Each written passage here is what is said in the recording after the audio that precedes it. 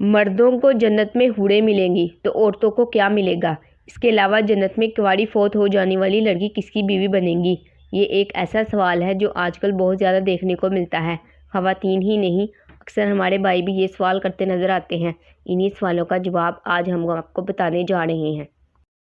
نیک عورت اگر شادی شدہ ہے تو جنت میں اپنی جنتی شوہر کے ساتھ رہے گی اور شوہر کو ملنے والی حوروں کی سردار ہوگی، اور اللہ تبارک تعالیٰ اس عورت کو ان سب سے زیادہ حسین و جمیل بنائے گا، اور وہ میاں بیوی آپس میں ٹوٹ کر محبت کرنے والے ہوں گے۔ اور اگر دنیا میں عورت کے متعدد شوہر ہوں، یعنی عورت نے اپنے شوہر کے انتقال یا اس سے طلاق کے بعد دوسری شادی کر لی ہو، یعنی اس عورت نے 2 یا اس سے زیادہ شادیاں کی ہو، تو وہ جنت میں اپنے کسی بھی شوہر کے ساتھ رہے۔ اس بارے میں مختلف روایات ہیں کہ ایسی عورت کو اختیار دیا جائے گا جس کے ساتھ اس کی زیادہ موافقت ہو اس کو اختیار کر لے، یا وہ عورت آخری شوہر کے ساتھ رہے گی۔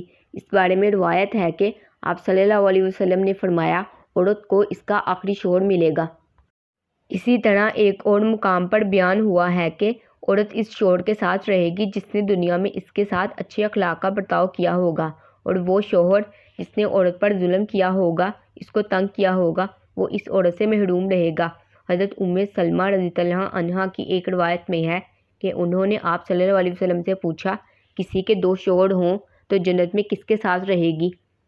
تو آپ صلی اللہ علیہ وسلم نے فرمایا، اسے اختیار دیا جائے گا کہ وہ کسی بھی شوہر کے ساتھ رہ سکتی ہے، اور فرمایا جس نے دنیا میں اس کے ساتھ اچھے اخلاق کا برتاؤ کیا ہو اور وہی اس کا جنت میں شوہر ہوگا۔